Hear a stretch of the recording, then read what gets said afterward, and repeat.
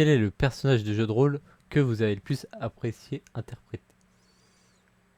Ah, en tant que Euh, maître du jeu ou juste en tant que joueur? Alors, c'est en tant que maître du jeu, il y a la question après, je spoil, sur les PNJ, justement. D'accord. Sur quel PNJ ok, vous avez donc là, c'est en tant apprécié. que joueur. Hein. Là, c'est en tant que joueur, un personnage que tu as joué toi et que tu as particulièrement apprécié. Alors moi, j'en ai un qui me vient tout de suite en tête, si ça te dérange pas, l'Axtem. Vas-y, j'ai 70 ans de carrière de jeu de rôle, faut que j'y réfléchisse. Euh, donc en fait, c'est un personnage que j'ai fait dans Warhammer, donc au moment où on faisait encore les lancers de D20 pour déterminer les caractéristiques. Warhammer 40K ou... Non, le Warhammer Ok, Medfan. comme ça je... Et donc, bah, je me suis retrouvé avec un nain du chaos qui avait une force de pété, une dextérité de pété, une constitution de pété, mais qui était moche comme pas possible, qui avait juste un petit poids à la place du cerveau et qui n'avait aucune réflexion. Quoi. Donc, c'était vraiment le gros tank totalement débile. Et je sais pas, ce personnage m'a marqué. Je l'ai pas joué longtemps, j'ai joué une ou deux parties seulement, mais il m'a marqué parce que voilà, tout ce qu'il faisait à chaque fois était d'une débilité sans nom.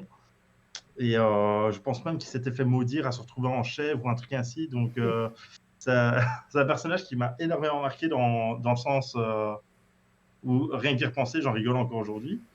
Et un autre perso qui, lui, c'est un perso un peu plus sérieux, c'est un perso de Vampire la Mascarade, mais dans la première édition.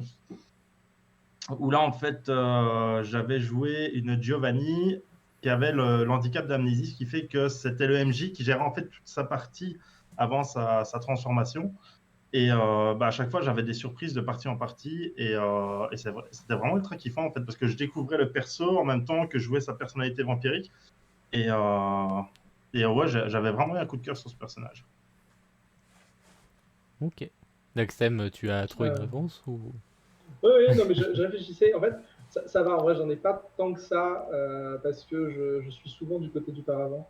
Euh, en fait, j'en ai deux qui me viennent en tête, mais je vais trancher, du coup, pour choisir qu'un. On va dire que c'est Arlof, un orc dans Naheulbeuk, qui est un personnage que j'ai beaucoup apprécié parce que il est issu de G2D raté à la création. C'est-à-dire qu'en fait, dans Nullbuck, il y a un système qui fait que, enfin, je ne sais pas si vous voyez, mais on lance des dés pour avoir ses caracs, classique, et suite à ça, en fonction des limites inhérentes à chaque race, on peut obtenir telle ou telle possibilité. C'est-à-dire que concrètement, c'est pas possible d'être je sais pas, un gnome si on a 13 en force. Parce que c'est beaucoup trop et aucun gnome n'est aussi fort que ça. Voilà. Donc avec ce petit système-là, je me suis retrouvé avec un orc, ok. Et après, du coup, il y a un système de métier qui fonctionne exactement de la même manière. Et c'est comme ça qu'on sait si on est un orc guerrier, un orc, tout ce qu'on veut. Et cet orc, chose rarissime, était incapable de faire quel que soit le métier. Il n'y en avait aucun. Je ne pouvais faire aucun métier. Voilà, le jeu était cassé sur ce point-là, j'imagine. Mais non, en fait, techniquement, c'est possible d'avoir aucun métier. Mais c'est très, très rare. Donc, il y avait tout à faire. Et c'est un personnage qui m'a forcé, qui m'a inspiré. Je lui ai donné une voix que j'ai réussi à tenir tout le long des parties que j'avais fait avec lui. Euh, et c'était une voix qui me niquait la gorge. Je pouvais la refaire. Orloff. Orloff, pas content. Voilà, ça m'amusait beaucoup. Je lui ai créé une petite chanson qui fredonnait régulièrement. C'était un abruti. Il m'a fait énormément rire. C'est un personnage qui pensait qu'il faisait de la magie, alors que non, en fait. Et du coup, enfin, il faisait de la magie parce qu'il a mangé un fruit bizarroïde qui lui faisait faire de la magie. Un truc à la con. Mais c'était de la magie très très nulle. Enfin, bref, il y avait plein de petites choses comme ça. Et c'est un des rares personnages, je l'aime particulièrement, parce que c'est un des rares personnages pour lequel justement lui donner une voix et être obligé de tout faire de zéro, en fait, en fait, je réussis à être dans sa peau en permanence quand je joue avec. Et ça, c'était une très bonne expérience parce que j'ai une tendance, à chaque fois que je joue un personnage, d'y mettre un peu de moi. Sans le vouloir, en fait. Hein. C'est-à-dire qu'à un moment, je lâche un petit peu le RP et je choisis la meilleure option parce que je comprends parfois le scénario, j'analyse un petit peu ce qui se passe et je fais des choix qui sont un peu conscients en tant que joueur, alors qu'avec Harlock, je lâchais prise et je faisais ce qu'un orc stupide aurait fait. Et c'était très satisfaisant et ça nous a fait monstrueusement rire plusieurs fois. Moi, je suis en train de réfléchir, j'avoue que j'hésitais un Et toi, peu. du coup Parce que bah, c'est vrai que, pareil, ouais, j'ai été plus MJ que joueur. Après, un personnage préféré, c'est vrai que c'est. Donc, il y a un personnage que j'avais bien aimé où. Bah, c'était sur du Donjons et Dragons, mais une petite campagne qui a pas duré très longtemps. Où je jouais.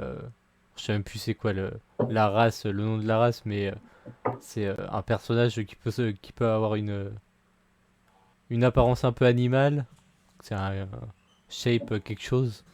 Euh, En gros, j'étais dans cette campagne avec une amie et du coup, en gros, je jouais le père de son personnage. Et du coup, j'étais vraiment. En plus, je jouais le clerc de la forge. Donc, en gros, j'ai bien aimé parce que j'étais un peu le daron qui dit aux jeunes de se calmer, quoi. En mode. Dès qu'il y avait une connerie, j'étais en mode. Voilà.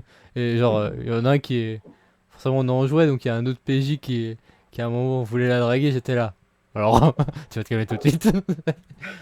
Ouais, j'avais bien aimé jouer ce truc-là. Et ouais, sinon, oui, après, en vrai, je pense que tous mes personnages, je les ai bien appréciés, mais moi, je pense que de manière générale, moi, j'aime bien les personnages ouais, où il y a un lien avec soit un PJ, soit un PNJ. En gros, j'ai besoin de. Alors, ça m'aide d'avoir un focus sur un autre personnage que je vais aider en particulier. C'est vrai que je trouve que c'est plus simple. Parce qu'au moins, tu te dis, ma mission, c'est ça. Ouais. Ou de- Oui, ça donne un vrai but à ton personnage à court ou moyen terme qui fait que c'est plus facile de rentrer. Ouais, voilà, et comme ça, au moins, je suis un peu figé sur, ok, ça c'est mon objectif, donc si je pars dans tous les sens, je me rappelle, non, bah, l'objectif c'est ça, donc. Il y a beaucoup de jeux de rôle d'ailleurs en tant que tel qui essayent de forcer les joueurs à intégrer ce genre de mécanique directement dans les règles du jeu pour forcer les joueurs à avoir ces objectifs-là tout le temps en tête.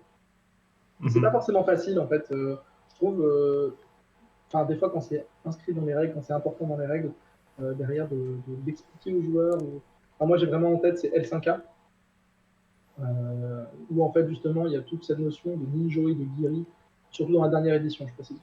Où en fait il faut vraiment que le joueur à sa création, en fait clairement, il définisse un objectif à long terme, moral, etc. Et en fait c'est des concepts qui en fait, sont juste inaccessibles pour des joueurs qui n'ont jamais fait de jeu de rôle. Oui. Et ça, je me suis rendu compte, je ne demande pas le MJ là-dessus. Il y avait un joueur qui, effectivement, clairement, il était parti sur les histoires classiques de je veux me venger. Je suis. Ma famille a été tuée quand j'avais. Ok, bon. Et en fait, du coup, ça fait des personnages finalement assez creux. En fait. Et bah, comme le jeu de rôle L5A est basé sur des dilemmes moraux en permanence, en fait, un personnage qui est un site, seuls les sites sont absolus. Non, je veux dire, bah, en fait, il n'y a aucun dilemme moral qui passe avec lui. Oui. Genre, tu vas ressentir des sentiments. Arrête, Sasuke. C'est un peu difficile de faire, mais c'est vrai que c'est génial d'avoir quand même, avec un personnage, cette vision-là. C'est quelque chose qui est souhaitable pour le Ouais, après, clairement, moi, alors, même si un système me dit il faut que vos joueurs ils aient un lien, moi je suis en mode bon, bah, si un joueur il veut vraiment pas avoir de lien parce que dans l'instant il veut jouer un truc où il n'y a pas de lien, bon, on s'en fout, tu vois, on Ouais. s'adapte et en fait, voilà, c'est. Il Il y y a des a... joueurs, je sais que, notamment, voilà, si je fais un jeu de rôle, pour reprendre, j'avais fait un JDR un peu apocalypse il y a quelques temps. Moi j'étais en mode, voilà, vous avez, vous pouvez définir des PNJ qui sont avec vous. euh, Si vous voulez, voilà, c'est pas obligé, c'est juste ça vous permettra bah, d'avoir du contenu pour justement jouer s'il se passe des trucs par rapport à vos PNJ quoi. Mais après, Mm. si le mec il veut jouer un mec qui est tout seul parce que son truc, il est dans le mood de se dire, je vais tout faire pour survivre, bah c'est bien aussi, enfin je m'en fous, tu vois. Après, c'est Ouais. chacun qui fait un peu, qui joue un peu selon ce qu'il veut.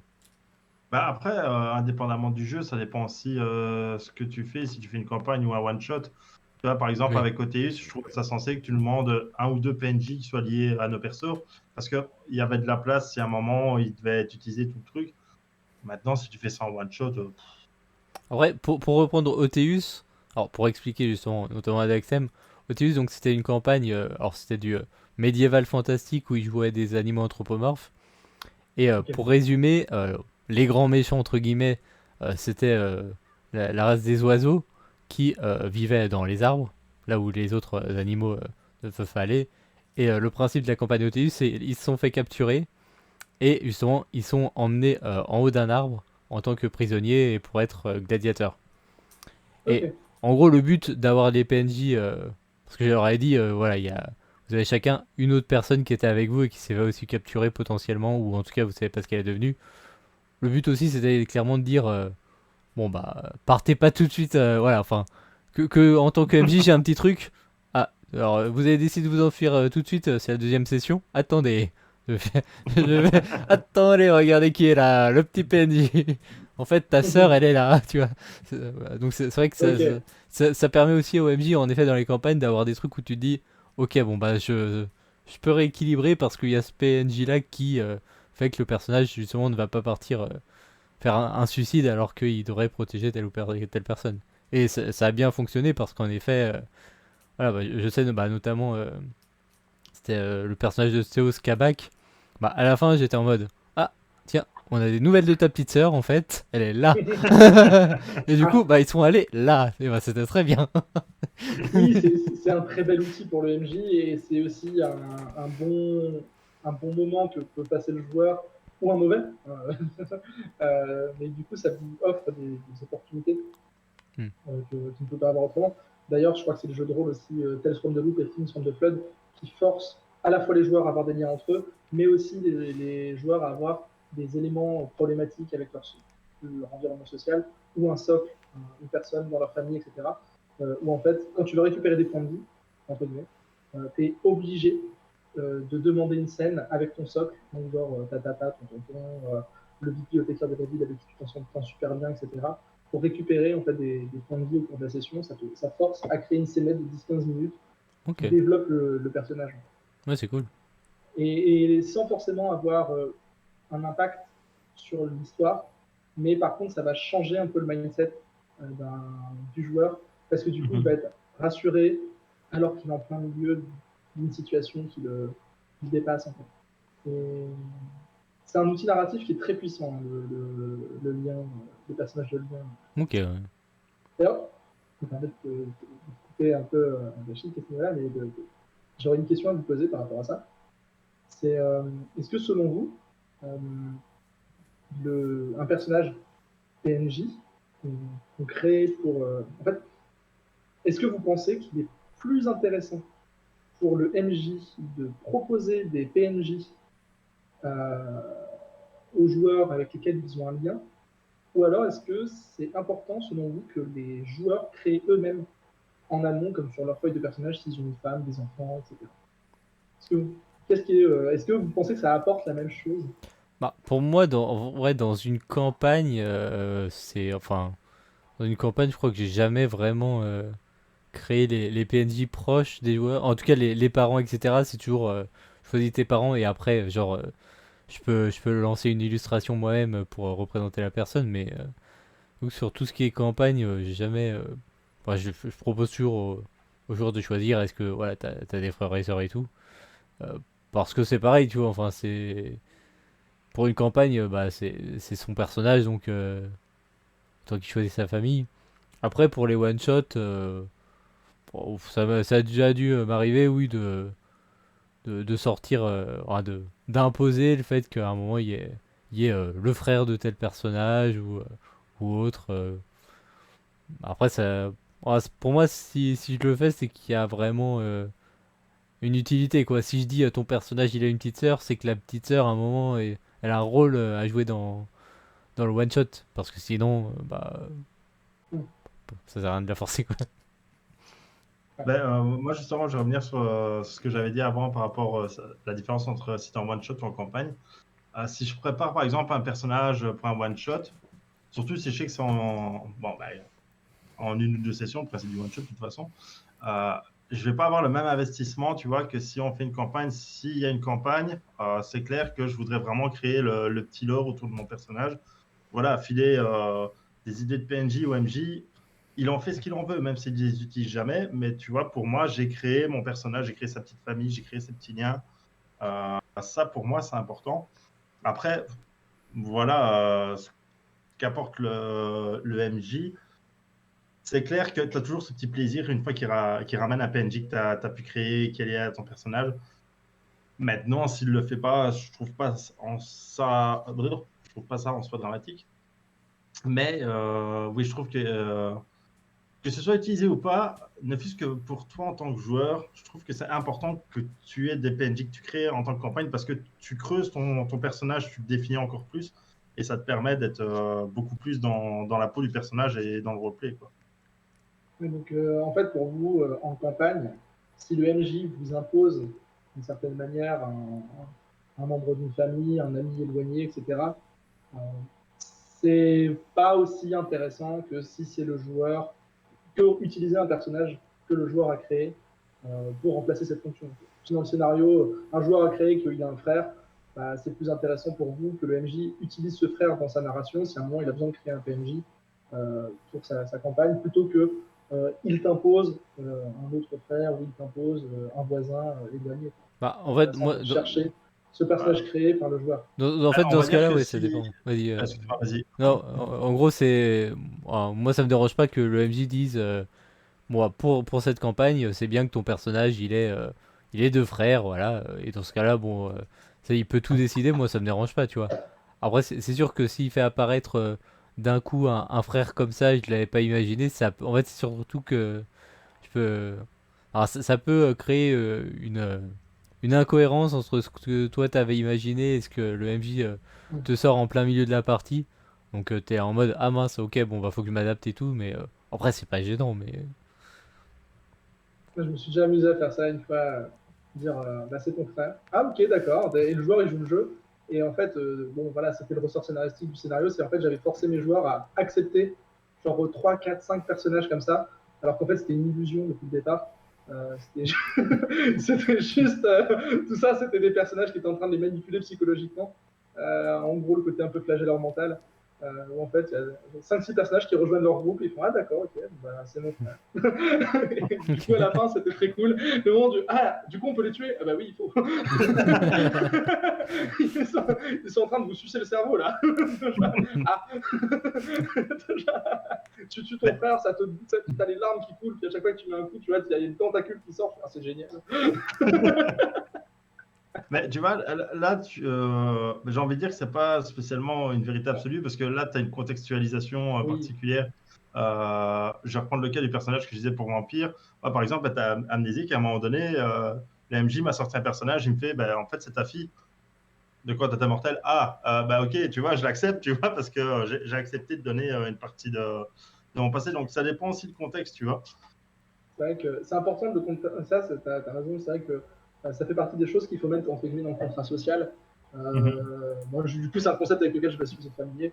Euh, mais le côté où en fait, voilà, tu dis de base, avant même de commencer la partie, qu'il est possible que tu fasses certaines libertés ou non par rapport à ce genre de situation, parce que bah, ça peut avoir un impact sur le scénario, ou alors ça peut avoir un impact juste sur l'expérience de jeu que tu veux proposer, et tu préviens en avance.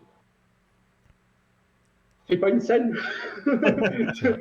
au secours. Et du coup, le fait de jouer un personnage amnésique, notamment dans Vampire, partie des trucs négatifs, bah, du coup, il faut le contractualiser en disant écoute, t'es amnésique, il va t'arriver des choses, je te le dis d'avance. Ouais, voilà, quoi, donc, tu vas avoir des surprises.